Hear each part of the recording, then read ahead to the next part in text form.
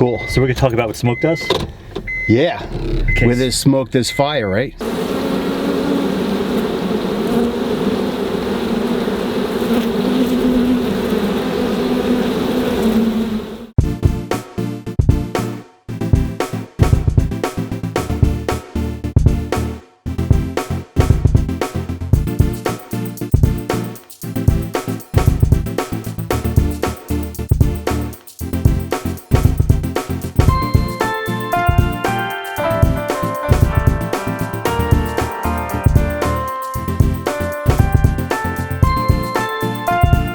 Hey Rory, that was fun today.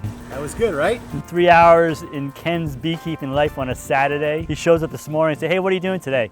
Why don't you just follow me on my journey? We're gonna go to like 3 or 4 different apiaries and we filled a bottle today. I got into beekeeping it's been a long time, but like 10 years ago, I was building a house in Southold. And there was a beekeeper who lived next door and I was interested in it and would go over there and talk to him. And after a year of talking to him, he went and gave me my first hive parts and bought me a package of bees, and that was my first year and it was a total disaster. Why was it a total disaster? Because they died. And I got like 2 pounds of honey out. That was it. But that's typical, you know? You're constantly learning. I mean, I made a crazy amount of mistakes and you just learn from your mistakes and move on. I mean, our job as a beekeeper is to protect our bees, keep our bees healthy so that keep the pests away. Around here we don't have to worry about bears or skunks, but in other areas you do. Keep them away. Protect them from the environment, from rain, snowstorms, hurricanes, and help them make as much honey as possible because they're going to make 80 pound-ish to get through the winter, and everything above and beyond that is for the beekeeper. So we help them be real efficient, and we get to take a little bit at the end of the season. Do they love you now, Ken? They like tickling me, they're tickling me, tickling me. The bees are amazing. I would go home for lunch and sit by the hive and just watch the dynamics and the purpose and them coming with the honey and pollen and how gentle they are. You can sit there and just watch them for hours and what's going on. Just the whole dynamic of the hive and the colony. It's like it's an organism. It's not just one bee. They all work together as one for an outcome to make it through the winter. This is how I killed yellow jackets. Every time I see a yellow jacket, I just smush it. You don't like the yellow jackets? I don't like the yellow jackets. Don't like the yellow jackets. Oh, there's one. Bees last like 6 weeks. That's their lifespan. So think about this. You have bees that start in the spring, and you have 1, 2, 3, 4, 5, 6 generations of bees working every day, their whole life, 6 generations, so that they have a chance or possibility of making it through the winter. So your great-great-great-great-great-grandmother worked all spring so that the chance that your great-great-great-great-great-granddaughter could possibly make it through the winter. So it's pretty cool. So a day in the life of a beekeeper, depends on what day it is, but some days I will go to my job site, get my guys going, have a list of things that need to get done that day, and I'll spend a couple hours in the morning and just go around and deal with each hive. Everyone has a different need, or just to check to see if it's queen right or whatever needs to be done. And spend a little time in the morning, maybe in the evening I'll spend a little time, and then the rest of the day I'm working. So it's probably like an hour to 2 hours, about that every day. During the season here when it's real busy, because I have like 45 hives. And then Saturday is usually my big day where I'll go out and spend 5, 6, 7 hours. There's 3 different kinds of bees. You have drones, which are the males. You have the worker bees, which are the females. They do all the work. And you have the queen. So there's 3 bees in the hive. And mostly you have worker bees. You have 1 queen. And the drones are probably like 5%, or maybe a little more, a little less, depending on the season. The queen, she lays the eggs. And that's all she does is lay eggs. She'll go up to a cell and she'll measure how big the cell is in the dark. And the cell's a certain size. She'll turn around, put her little butt in the cell, and she'll lay 1 egg. And if it's a small cell, she'll put 1 sperm, a couple sperm with that egg, so it's fertilized. That fertilized egg becomes a worker female bee. If she comes to a cell that's big, which is a drone male cell, She measures it again. She puts a butt inside and lays one egg without a sperm. That turns to a male bee, which is a drone. So the only difference between a male bee and a female worker bee is one is fertilized, one's not. So if you get one that's not fertilized as a male, fertilized as a female. Her job is basically to just lay lots of eggs, and she does no other work. They feed her constantly, they groom her, they clean her up. So the collection of swarms. There's a box you put up in a tree, and it's just a box that has a bunch of frames in it, drawn frames that will attract bees that are looking for a new home. During the spring, naturally, the way the bees reproduce is they split up. The old queen will leave with half the bees, and they'll look for a new home.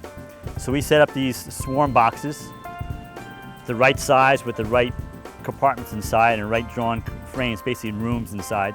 And when they see this, like, oh, there's a good place where I could start a new colony, and the queen will move in with all the bees, and now basically you take that box and you put it into your hive back at your apiary, and you have a whole colony of bees. Okay, the female worker bees, they do all the work. When the female worker bees actually hatch out of the cell, they clean their own cell, they make their own bed, and then when they're real young, they're called nurse bees. They have a gland that makes royal bee jelly, and that's what they feed all the young larvae. That's the food that they grow on before they cap it and become regular bees.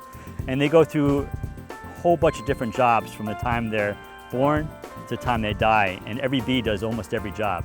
And some of the jobs, in not necessarily this order, is clean the cell, feed the other larvae, bring in pollen from the bees that are collecting the pollen and put it in the compartments, bring in the nectar from the bees, bring it into the hive, into the compartments, bringing in water from the bees that are collecting it, and sprinkle all the hive so that other bees can fan and keep the hive clean or cool. And so they go from that to standing on the front board of the entrance board of the hive and fan their wings to create a draft for the bees to put water in the hive to keep the temperature at 94 degrees inside. So that's making their wings strong. And then they go off and collect water and bring water back and give it to the young bees that are putting it away. Then they collect pollen, then they collect nectar. And then one of their last jobs is a sentry bee, where they stand and they guard. So a bee will stand out front on the actually front entrance, and they will smell every bee that comes in, the pheromone that comes from that queen, that hive, that's distinct from all other females, all other queens. They'll smell each one, and the ones that belong in that hive, they'll let in. So that's their job. But they're sentries, and they'll stand there with their wings out like this, and you walk by a hive, they're the ones looking at you. And if you do something bad, if you're wearing a bear suit, they'll come and sting you if you're being bad, trying to steal the honey. And because they're old, 5 weeks oldish, they have the most venom. So they have the most venom, and they really can't fly a lot anymore. They can fly a little bit, but they'll sit there and they'll get you if you're being bad. So the drones will wake up around 10 o'clock in the morning when all the worker bees are getting up like sunrise and they're working. They get up, and what do? They walk around the hive and they beg for food from all the baby nurse bees. And like 2 o'clock in the afternoon, during the season, they'll actually fly up to a DCA, which is a drone congregation area, about a half mile from the hive, and there'll be thousands of them flying in the area, waiting for a virgin queen to come up so they can mate. So you have a queen that hatches out, and she goes on her mating flight. And this is really cool because they have like a 20-minute flight span time where they can be up in the air. So the female, or the virgin queen, will fly like 8-9 miles away, and she'll go to a DCA, which is a drone congregation area, to those drones. That way she's not mating with any of her brothers or uncles or dad or whatever in that area, because the drones only go a half a mile away. So that's the genetic diversity, which makes it really strong. And she only spends like 5 minutes in this DCA area, and within 1.5 seconds, the first drone mates with her, and he lets it all into her within a second and a half, which is about 1 million. She has this like waiting area inside of her where she takes that 1 million sperm. So then 15 other bees come in. So now she has 15 million sperm in this little waiting area. She mates 15 drones within 2 minutes, and all 15 of those drones die. So maybe 15 out of the thousands in that little drone congregation area, 15 get a chance. They die, they're done. And on our flight back to the hive in the next couple of days, there's a little tube that goes up to a spermita. It's where only about 1 million sperm can hang out. So those 15 get mixed up from 9 miles away, 15 different hives. Only the strong ones make it up to the spermita, which will stay alive for 4 years, up to 4 years. Wow. In this little spermita, and there's a little gland that puts out some special stuff to keep the sperm alive for 4 years.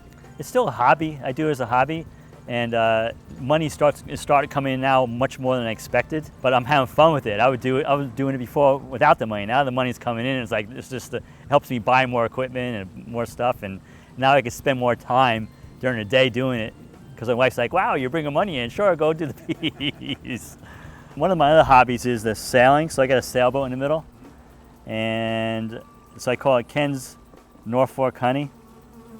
Bottled at 365 Pequash Ave, 631-484-8931. So this is the 1 pound bottle, 8 ounce and 4 ounce. This is for like landing favors, yeah. What I did this past winter during COVID is I gave a whole bunch of firemen, local firemen, because I'm in a volunteer fire department, gave them all a 1 pound bottle if they wanted it for free. So then they all start calling back, "Ken, I want more." Or "Ken, will you send it here, send it there?" So now I'm sending to California and Texas and Maine, all over the country. And I had people now coming to me saying, "Ken, could I get like a couple cases of this for like Christmas or Hanukkah to give away as Christmas favors or whatever?" And I said, "Yeah." So you can put a little bow on it, and hey, here's some Norfolk honey, local honey, give away as Christmas presents. And I sell it by the case, a little bit cheaper. If you want it, just give me a call, let me know.